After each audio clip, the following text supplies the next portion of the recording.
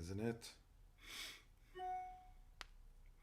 I have to stop going on to Facebook on Temple Emmanuel's page because I keep seeing pictures of myself looking much younger, which is it's traumatic,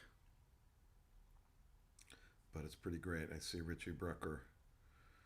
There he is, getting married. They have a child now. There we go. We're up. Today is the last day we talk about Behalotacha. And we've been talking about various subjects this week, from gossip to complaining to treating people with dignity. And I had commented yesterday that if we just all did that, then what a better world it would be. And I think that I was thinking about what causes somebody to complain, what causes someone to gossip about someone else. And usually it's because there's some kind of frustration building inside of someone.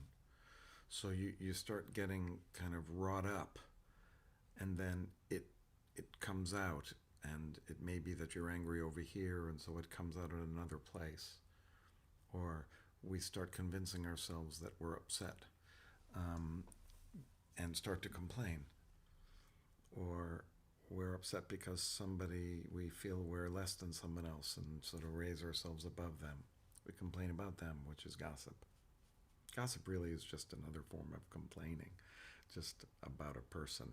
And I really didn't mention it, but when they go and tell on Eldad and Medad to Moses that they're prophesizing in camp, that actually is also kind of a form of Lashon Hara.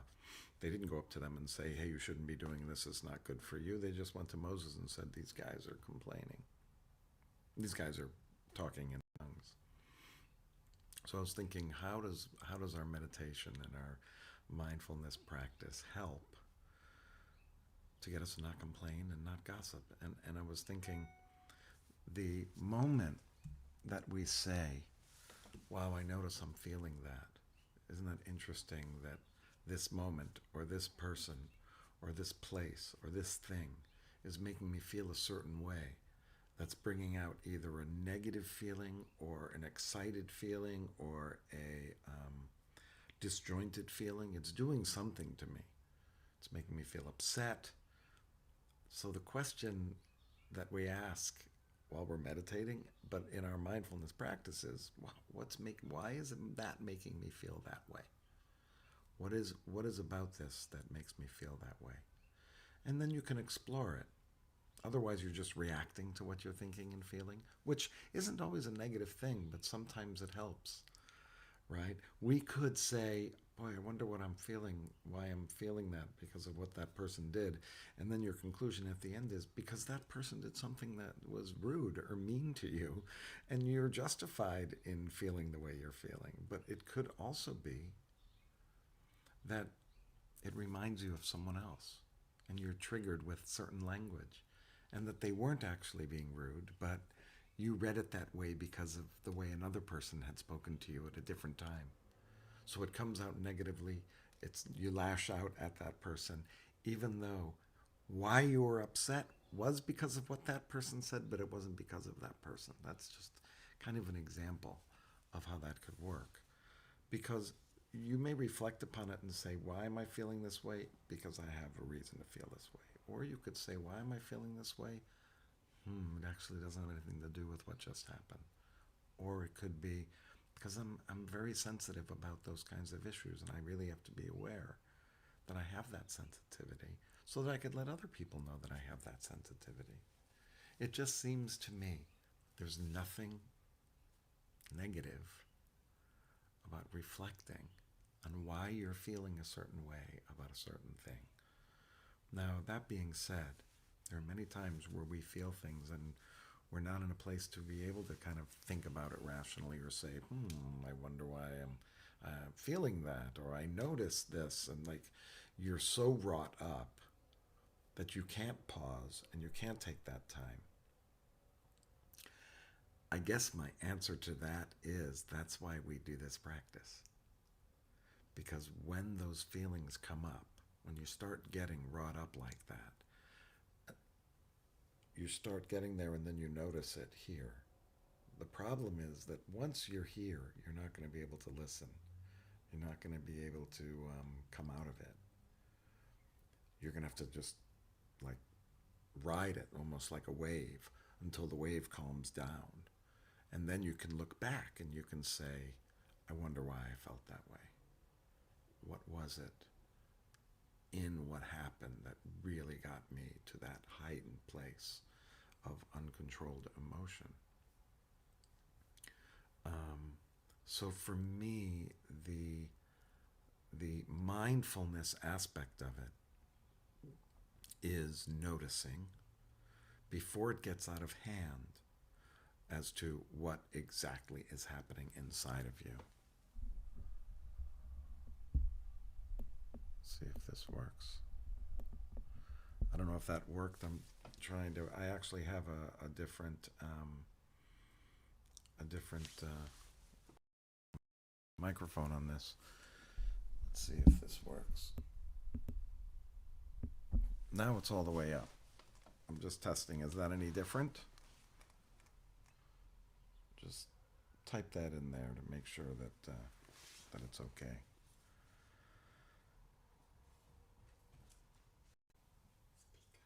Yeah, I know. I have a different. I'm asking right now. What I just kind of tried to put it louder to see. Up there it is. Yes. I was told it was better. I have the setting on too low. Okay. My roadie just came in to tell me that it wasn't loud enough. And you can continue to write in. Ah, there it is. All right. Listen, this is a test. Usually I have that attachment mic. This is a little bit different, so it's good to know how that has to happen. Um, so, all of the themes that are in here about not complaining, about not gossiping, all of that, you know, that even goes with you treating people with dignity, because if you don't, then you're treating them as less than. Thank you, Helene. So all of these feelings of, upset and don't know what to do and don't like what's happening leads us to gossip, leads us to complaining. If we can cut it off sooner than it getting to the point where we're complaining or we're gossiping, isn't that what we're attempting to do? I've been told several times over this year that we've been doing this meditation that certain things that might have upset me in the past just simply haven't really had that same effect on me. And I can't help but think that it's because of what we're doing and the ability to notice what's happening in my body a little bit better. That time when you get all tight inside here and it's like you're like this and your neck gets tight and your jaw clenches up, all of those kinds of physical things that happen to us when we get upset and are ready to do those things like complain and gossip. We can take care of that in ourselves if we will just notice what's going on. Now, look, is that a panacea? No, we're going to get upset and we're going to feel these things. There's no doubt in my mind that it will continue to feel these things as we have probably our whole lives. But it might be able to temper it when we need to temper it. And it might save us from an embarrassing moment of accusation when there's none needed, or might save us from the negativity that comes from getting wrought up like that and complaining and talking about somebody when they're not there. Those things don't lead to a smooth life. They lead to discord and antagonism and upset. And it seems to me that we're trying to live with stillness and peace. This is why we gather together. And speaking of that, let's go to our quiet time. This is the time to notice what's happening inside your body. Notice the thoughts that are coming out. Notice what's on your mind, where you are, how you're feeling. That's what this quiet time is really for. We concentrate on our breath, but we're not just a breathing being. We're feeling things, we're hearing things. Let's take all of that in today as we prepare ourselves for Shabbat, and we ask for joy, and we ask to feel whole at the end of our session today.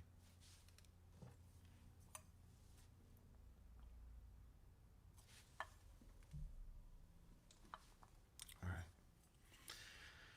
Remember, we're just thinking about our breath, what it feels like in our bodies.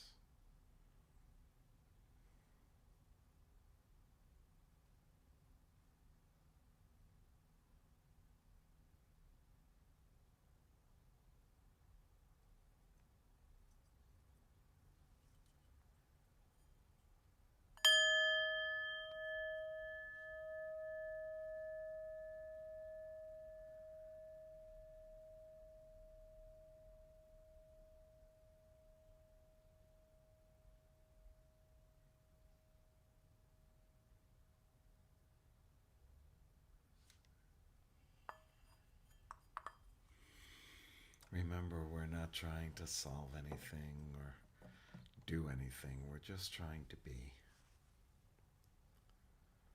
Just existing for our 20 minutes. Just allowing things to be as they are for now.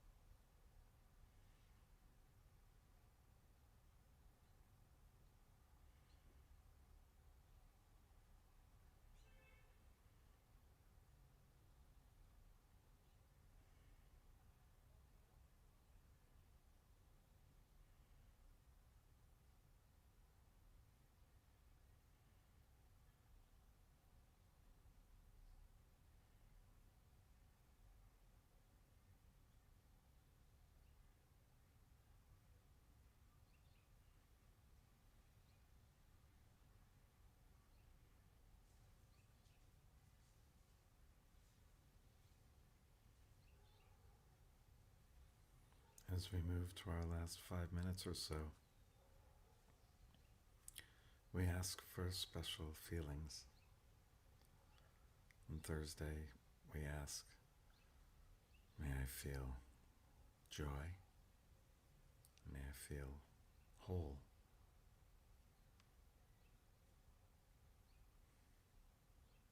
May I feel joy to welcome Shabbat? May I feel a wholeness of my spirit. May I feel joy. May I feel whole. May I feel joy. May I feel whole.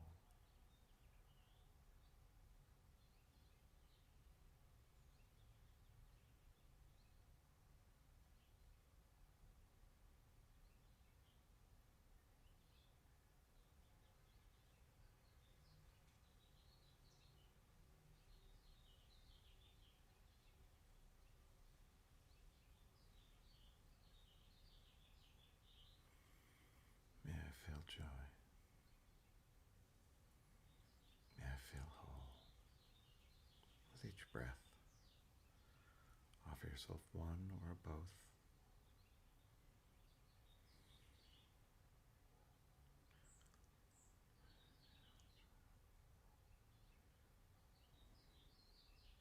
If you'd like to invite someone to be with you and offer them the feelings of joy and wholeness, please do.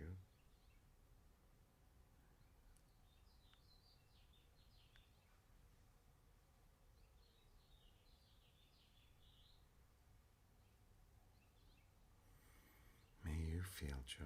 May you feel whole. May you feel whole. May you feel joy.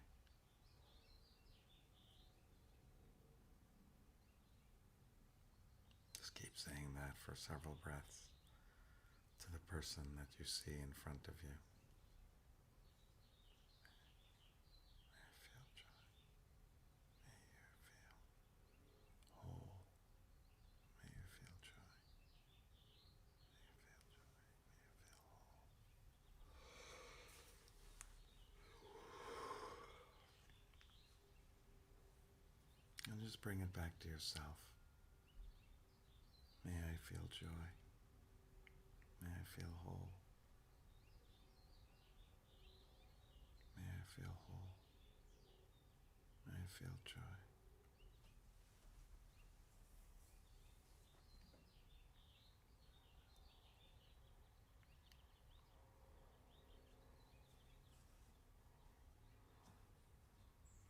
And now let's just, for our final moments, go back to our breath one last time.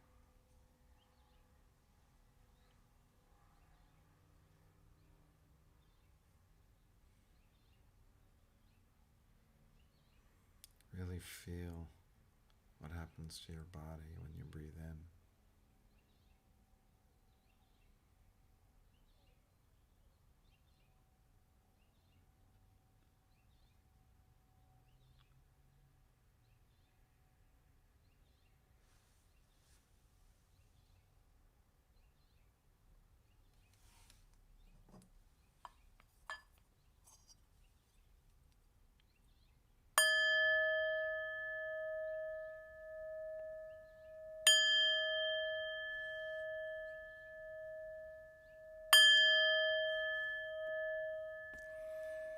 Thank you so much for joining me today and this week.